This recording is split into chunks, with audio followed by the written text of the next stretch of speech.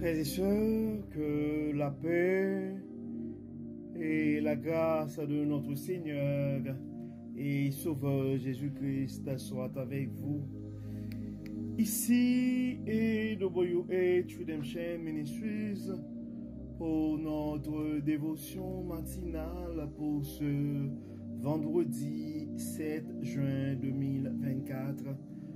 Toujours dans la mission de vous accompagner, réveil après réveil, journée après journée, semaine après semaine, mois après mois, sur le chemin du royaume de Dieu.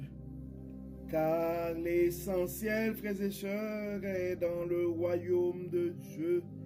La force est en Dieu, la consolation est en Dieu, la délivrance est en Dieu, l'abondance est en Dieu, la sagesse est en Dieu, l'intelligence est en Dieu et l'espérance est aussi en notre Dieu. C'est pourquoi, frères et sœurs, nous répétons à chaque instant: cherchons d'abord le royaume de Dieu et sa justice, et toutes les autres choses nous seront données en plus. Bon réveil mon frère, bon réveil ma soeur, et c'est ici la journée que l'Éternel a faite et qu'elle soit pour nos sujets de gloire et de louange. Oui, disons gloire à Dieu, frères et sœurs, car Dieu nous a permis de nous réveiller ce matin. Beaucoup n'ont pas survécu cette nuit. Que tous ceux qui respirent louent l'Éternel. Et le psalmiste nous dit dans le psaume 150, louons l'Éternel. Et frères et sœurs, rendons grâce à Dieu pour ses bienfaits, pour sa bonté, pour tout ce qu'il a fait dans nos vies, particulièrement pour cette journée qui s'annonce.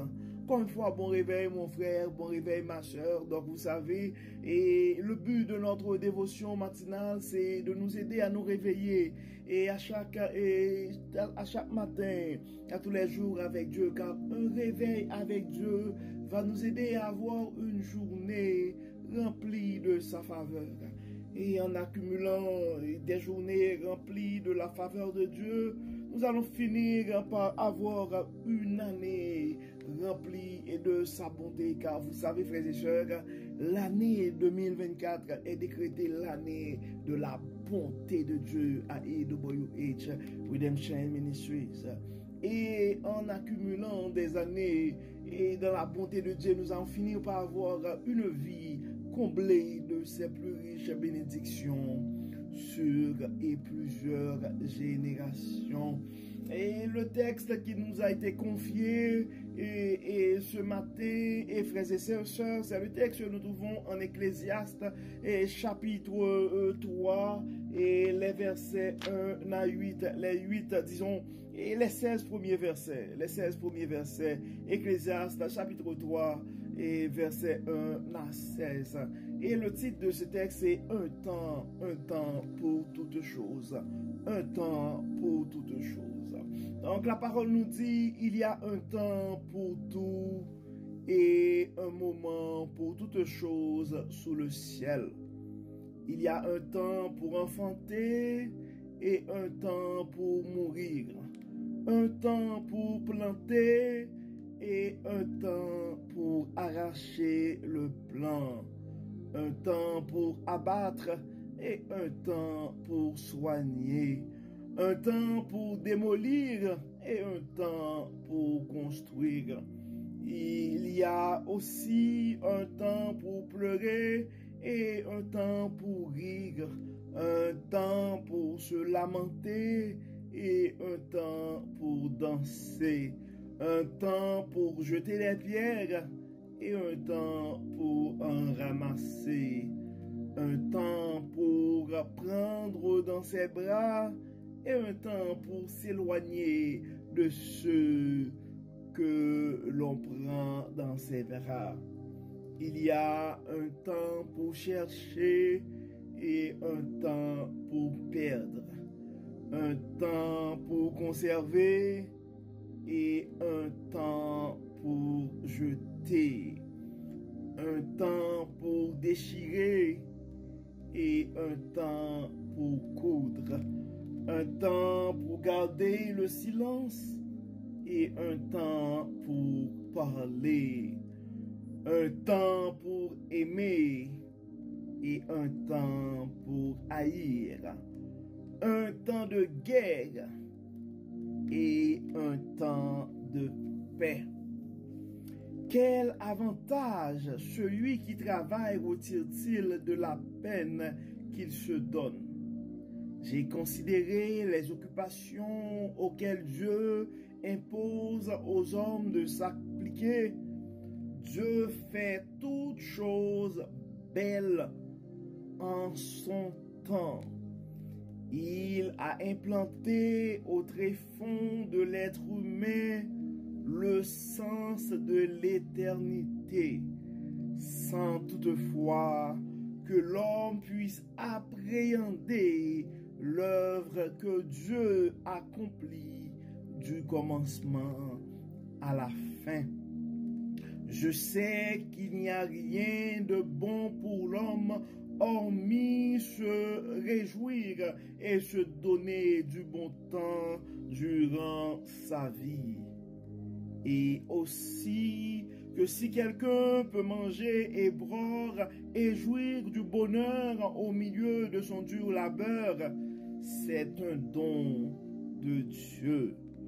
Je sais que tout ce que Dieu fait durera toujours. Il n'y a rien à y ajouter et rien à en retrancher. Et Dieu agit en sorte qu'on le craigne. Ce qui est aujourd'hui a déjà été dans le passé, et ce qui sera dans l'avenir a déjà été dans le passé. Oui, Dieu fait se reproduire ce qui appartient au passé. J'ai encore constaté autre chose sous le soleil. Au tribunal règne l'iniquité et au lieu où l'on administre la justice, on rencontre l'iniquité. Je me suis dit à moi-même, Dieu jugera le juste et le méchant, car pour chaque chose et pour chaque acte, il y a un temps pour le jugement.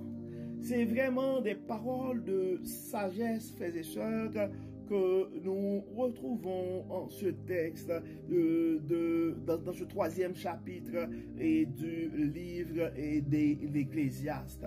Nous venons de lire, frères et sœurs, Ecclésiaste, et chapitre 3 et verset 1 à 16, et le titre du texte est « Un temps pour toutes choses ».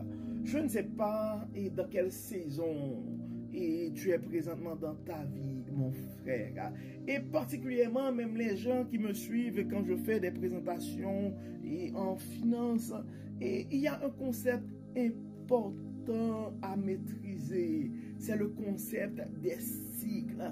Des fois, quand on parle des marchés, on dit qu'il y a des cycles haussiers et il y a des cycles baissiers. Donc, dans le langage courant, on dit dans la vie, il y a des fois des hauts, il y a des fois des bas.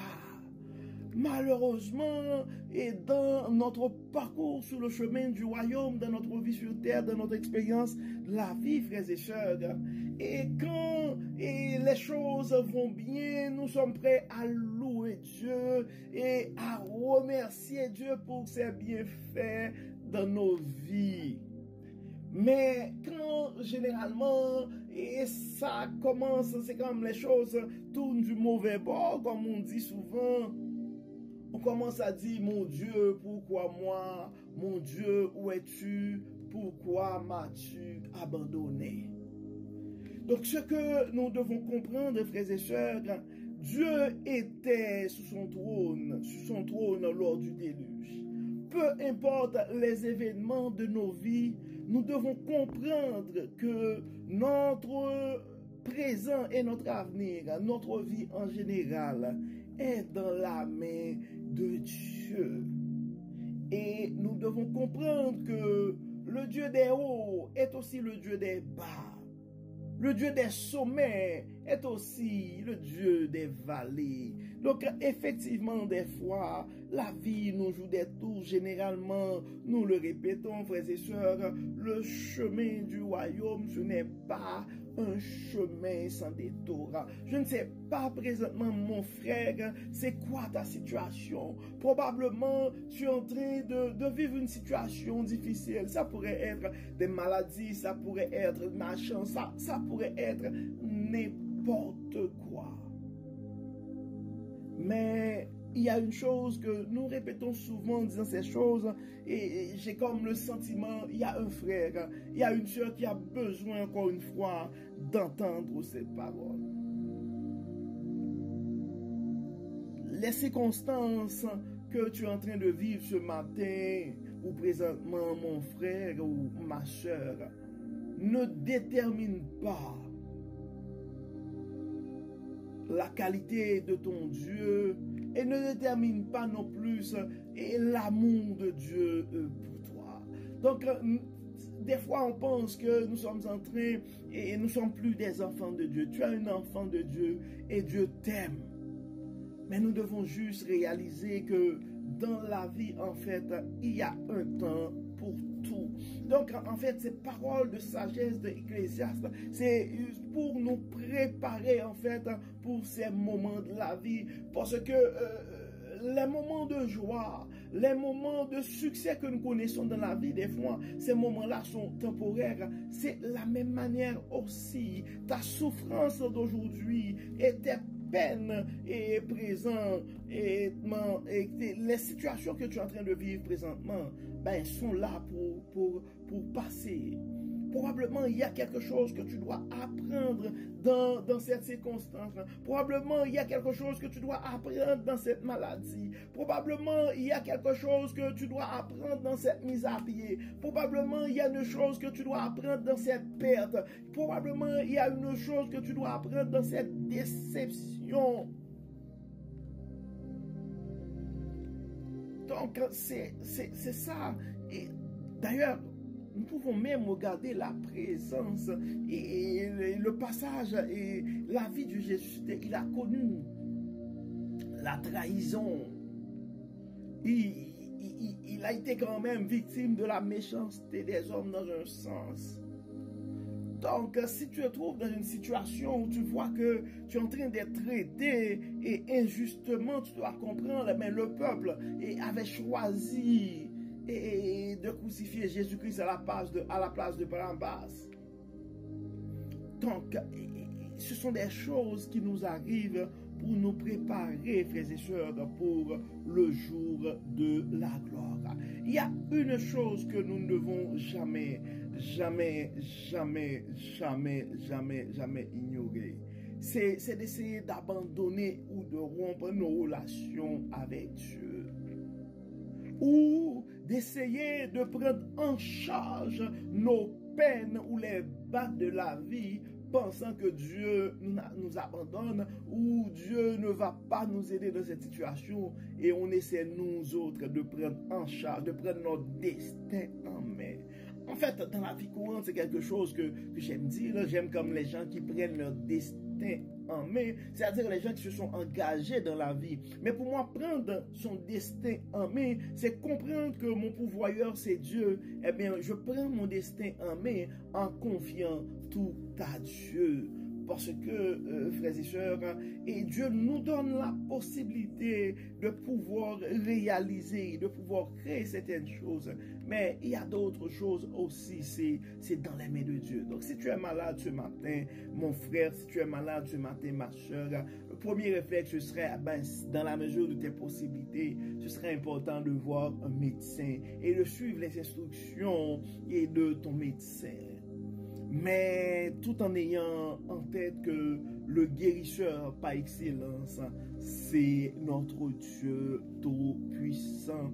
Et des fois, il y a des circonstances qui, des fois, si même on écoute des nouvelles, puis on voit, on parle de guerre ici, on parle de tension là-bas.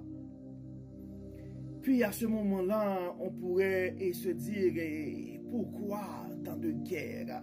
Et des fois, on chante souvent, pourquoi le monde est sans amour? Alors que dans le verset 8, ça dit, un temps pour aimer et un temps pour haïr, un temps de guerre et un temps de paix. Donc il y a un temps pour chaque chose, frères et sœurs. Il y a un temps pour chercher, ça c'est le verset 6, et un temps pour perdre, un temps pour conserver et un temps pour jeter, un temps pour déchirer et un temps pour coudre, un temps pour garder le silence, mais un temps aussi pour parler. Donc c'est important, frères et sœurs, et la chose qu'on devrait surtout, la question qu'on devrait se poser souvent dans nos vies, c'est est-ce qu'on est dans le temps de Dieu? Parce que dans le verset 11, ça dit, Dieu fait toutes choses belles en son temps. Ça, c'est quelque chose que nous devons comprendre, frères et sœurs. Et quand ça vient le temps de garder le silence, eh bien, est-ce que c'est vraiment le temps où Dieu nous demande de nous taire? Mais des fois aussi, il faut se poser la question, et quand on devrait se lever pour parler, pour prendre position, nous devons nous poser la question aussi, est-ce que c'est la volonté de Dieu qu'on se mette en position pour parler? Donc, le plus important, frères et sœurs, dans nos vies, c'est de nous arranger que nos actions soient alignées avec l'agenda de Dieu, car Dieu fait toutes choses, la parole nous dit, belle en son temps. Ecclésiaste 3, verset 11. Dieu fait toutes choses belles en son temps, en son temps. Donc, frères et sœurs, nous allons prier ce matin et nous allons demander à Dieu, nous allons premièrement remercier Dieu pour ces paroles de sagesse qui nous recommandent de considérer ou d'accepter quand c'est le temps des babes, d'accepter que c'est la saison. Quand c'est la saison hausse, donc on accepte c'est la saison hausse. Mais quand c'est la saison basse aussi, il faut l'accepter. Il faut tout simplement tout remettre à Dieu et nous assurer que nos activités, que nos différentes actions, nos plans soient alignés avec le plan divin. Dieu Tout-Puissant, Dieu Trois fois Saint, nous te disons merci pour ton amour, merci pour ta grâce, merci pour ces paroles de sagesse ce matin. Merci Seigneur de nous aider à comprendre qu'il y a un temps pour toutes choses. Merci Seigneur de nous révéler cette sagesse aussi pour nous aider à comprendre que dans les moments difficiles, que tu es toujours là et pour nous, nous devons tout simplement te faire confiance. Dieu clément, nous voulons remettre entre tes mains et nos frères et sœurs qui probablement sont en train de vivre une passe assez difficile de leur vie. Nous te demandons, Dieu clément, d'aider ces frères et sœurs à affronter, à endurer ces périodes difficiles. Donne à nos frères et sœurs qui sont dans la peine, qui sont en train de vivre une perte ou des circonstances et pas trop souhaitables. Nous demandons, Seigneur, de les fortifier, de les donner la résilience nécessaire et d'intervenir, Seigneur, car tu es le Dieu qui contrôle le temps et les événements. D'un moment à l'autre, tu peux changer le cours des choses. C'est pourquoi nous réclamons de ta part la guérison, Seigneur, pour nos frères et sœurs qui sont malades, pour nos frères et sœurs qui sont en difficulté financière. Nous demandons, Dieu clément, de pouvoir à leurs besoins. Il y a des familles présentement qui sont tourmentées, qui sont dans le trouble. Dieu de paix, Dieu de la réconciliation, nous te demandons, Seigneur, de remettre l'amour dans ces cœurs. Nous te demandons, Dieu clément, de remettre l'entente, l'union dans ces relations. Il y a des coins sur la terre aussi où il y a la guerre. Nous te demandons, Dieu clément, d'intervenir, car tu es le Dieu de paix. Nous avons aussi des frères et sœurs et sur le continent africain et partout et dans d'autres places dans le monde qui connaissent la persécution à cause de leur foi. Nous demandons, Dieu clément, de les consoler, de les assister et de les protéger. Nous voulons remettre entre tes mains et frères et sœurs et c'est Dieu Tout-Puissant et nos jeunes qui sont en train de subir toute forme de pression par la société. Nous remettons les familles entre tes mains, les familles qui sont en train de subir aussi de grosses pressions par rapport avec tout ce qui se passe dans le monde. Dieu clément, nous avons des frères et sœurs qui, pour des raisons X ou Y, ont dû laisser leur pays pour se réfugier dans une terre étrangère. Et des fois, Seigneur, le début, c'est pas facile. Nous te demandons, Seigneur, d'ouvrir des portes pour ces frères et sœurs. Il y a d'autres qui sont en train de tendre, qui ont des dossiers en cours, qui attendent une réponse. Nous te demandons, Dieu clément, Dieu de toute bonté, d'intervenir dans leur dossier et de donner un témoignage. Il y a d'autres qui